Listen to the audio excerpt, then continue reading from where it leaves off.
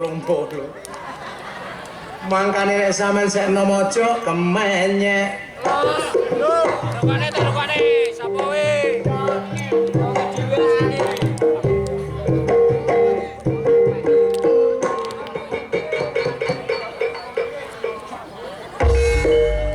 Sowene. Omah genteng kok nang dhuwur galeng cewek gampeng. Ireng-ireng.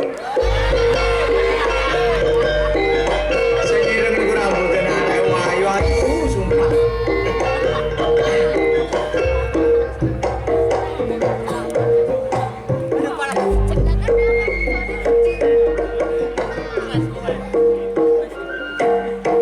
Bangsa yang besar dulu sing gelem menghormati jasane para pahlawan nalika ngusir penjajah teka bumi nuswan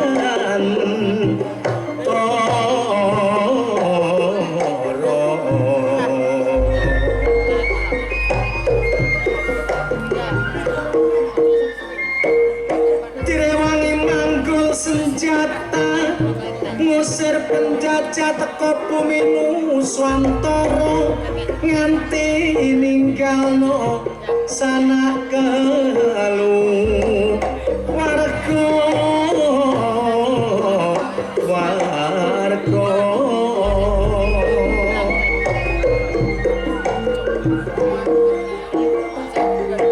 akeh sing mati kenek plurune nyasar saking pengen mempertahankan kemerdekaan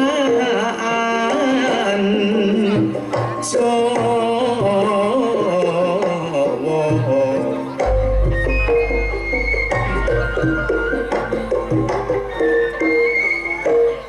Tapi saiki wis 77 taun usiane kemerdekaan kita mulane ayo padha diisi karo pembangunan sing nyata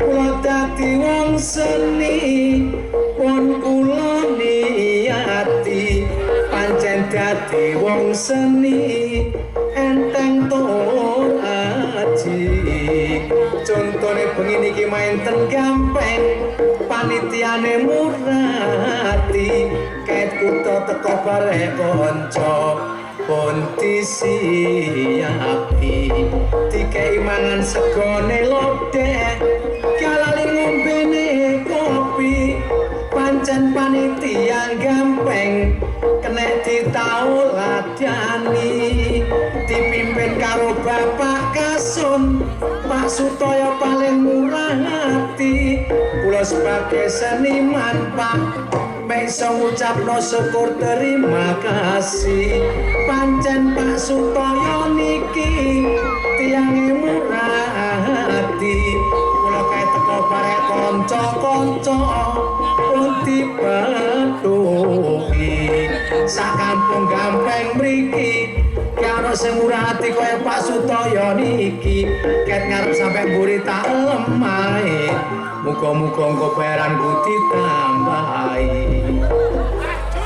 acur jarene Pak Toyo ngene wong pun kathah ngoten Mas Heru nggih Pak kula niki cuma guyon seniman niku isone mbantu sampean niku hanya lewat guyonan-guyonan dan menghibur kaya ngeten niki bayaran kula pun lebih dari cukup Pak samonten katahe niku wau pun ditanggap nggih semampune panitia mriki ngekeki rezeki lewat Ludruk Gita Praja pimpinane Cak Heru saniki tiange istirahat jero kali kanca-kanca.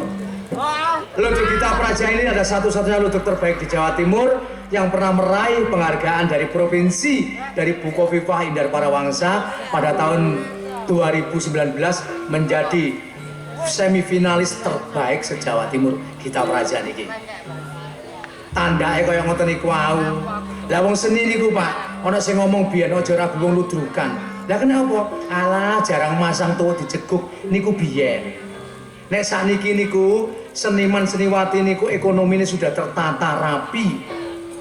Bayarannya mboten kalah insyaallah kali pegawai-pegawai liyane. Pun cukup ge nyekolah anak-anak, dige mangan sak bendina, luwih-luwih ditabung kanggo mbah digawe kok apa yang penting kena digawe nyambung urip.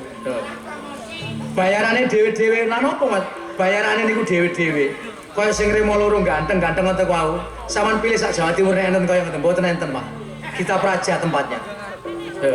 Sing remo loro ganteng-ganteng niku kau pun ketok 600-an wong situke. Nah wong loro 1.200.000. Sing ngremo wedok lincah-lincah wong 5 niku wau rata 500-an. Lho terus niku ngoten dibagi rata. Sing metu mburi gemberuduk tiyang kuwatah wayu-wayu niku wau 450-an kabeh. Niku sing ayu. Lah sing elek ya 7.000 5.000 mboten mesti. Lho, sing penting lak bersyukur, Pak. Manusia hidup itu harus pandai-pandai bersyukur. Sampeyan dikai rezeki akeh kalau Gusti Allah nek gak pandai bersyukur muspro, dipangan gak dadi daging dadi penyakit sing nggih. Lah kalau kaya arek-arek ngaten iki bersyukur, selalu bersyukur guyub rukun. Ana rezeki akeh dibagi akeh, ana rezeki saithik ya mari kita bagi saithik edang. Nanggap lodruk, Cak. 28 juta tidak ngurangi sampean dadi melarat mboten. Anggap ae sampean kei barokah ngekei mangan arek-arek niki lewat kesenian niki dijoli kali tenagane arek-arek ngeten niki. Kula pentas ten pundi-pundi tidak seperti malam hari ini. Saestu panitiane luar biasa. Kula teko longgo bokong durung panas. Pun disiapi niku sego. Duduhe niku sak panci gedhe ngeten, Pak. 3 panci. Ana sing jangan lodeh, ana sing jangan pun kata lah pokoknya ten mriku. Kula teko wesu, Pak. Ten mriku wonten kotak-kotak rada coklat. Senenganku iki cecek iki. Teko mangan tak ciduk rasa kula cecek, Pak. Irisan blonceng ternyata. Loh, tapi lamun sampean sahno lah. Pun sampean ikhlasno dimangan arek-arek nyatane ya entek dipangan arek-arek. Lho, niku berarti arek-arek niku ngestono masakane tiyang gampang luar biasa. Rasane masakane tiyang mriki wis luar biasa. Enak, seger, asin. HP ngekei micin kluru ya. Segala sesuatu tidak ketinggalan, Pak. Rokok pun dikei anggotane niki 50, kurang lebih 50 60 dikei rokok 8 pres. Dibagi situ-situ ana sing keduman loro, ana sing keduman situ lho. Rokoke sembarang tidak ketinggalan. Tapi enten sayange sauwidi, Pak. Ngene pipis ku wangel. Lah tandake niki wedok-wedok jeding situ, Pak, dike antri. Situ ana sing gak kuat berosot nang mburi. Teng mriku pipis teng ngene pojokan. Suarane pipise kula rungokno niku lho, Pak. Mboten tur ngoten. Tok. Lah kula lak disentolo tak sentolo piti bae umplunge cat sing diuyu. Bojo kula tumut. Kula badhe munggah panggung ngeten iki njaluk pipis, Cak aku terno pipis. Nek jeding kula ono full akeh, arek-akeh aku selak kebelet. Lingak-linguk gak ono wong. Kula kan demek teng mriku. Teng ngene mburine panggung. Gak sepiro suwe bojo kula njerit, Bu. Apa Mas? Lah kula lak kaget tiga-tiga dan dicokot ula. Kula lokno. Pipis gak ono nggone kok berak-berak dirungokno wong lak saru. Sampeyan rene Cak. HP sampeyan lak ono sentolope, Cak. Ono ancene. Pas kula sentolope ngisore ngeten jelek, bojo kula nguyuh teng mriku kencenge alang-alang marti babati bareng. Ngene iki mulih-mulih gak iso lapo-lapo. Pokoke atik meneh aku gak iso lapo-lapo ambek bojoku, jelas tanggung jawabnya panitia gampang nih. Pak Toyo iki kudune. Sing penting malam hari ini kita berhibur, muga-muga kita donga dinonga, muga-muga penontonnya sak mari nonton ludruk iki pulang membawa kesan yang baik, ditularno tenggo kanan kiri bahwa budaya sekarang kita itu lebih dari yang kita harapkan seperti dulu. Saiki semakin maju, pemainnya nom-nom. Ngoten nggih? Ayo dandutan. Yo. Bisa nyanyi.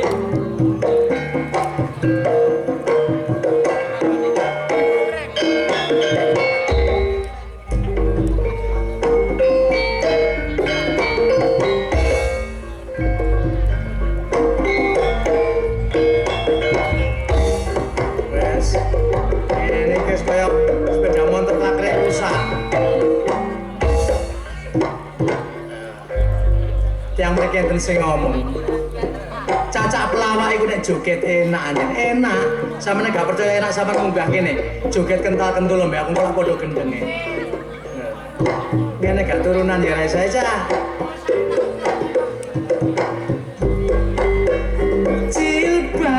jilbab putih busana muslim lambang suci aurat tertutup rapi penampilan lugu keto alami yo iku wanita muslimah lemah lembut gak kakean pola dasar ayu keto wibawa mensyukuri nikmate Allah Ta'ala dasar ayu tur beriman lemah lembut bahasane sopan iso bedakno halal barek haram dadakno pinter maca ngaji Al-Qur'an tapi aku rumangsa heran delok cewek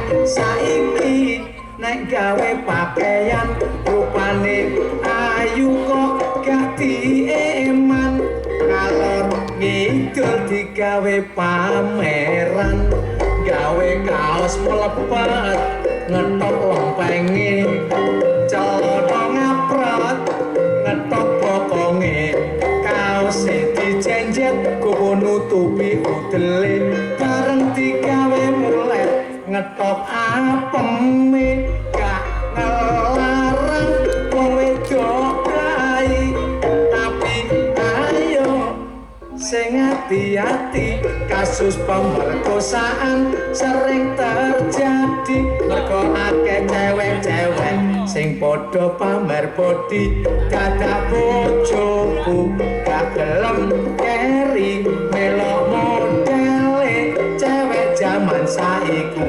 bojoku kulite wireng bokonge gowedhi gawe celana ngaprek persis kintal ditaleni kegedean bokong merah putih hati tingkat sekali merdeka tetap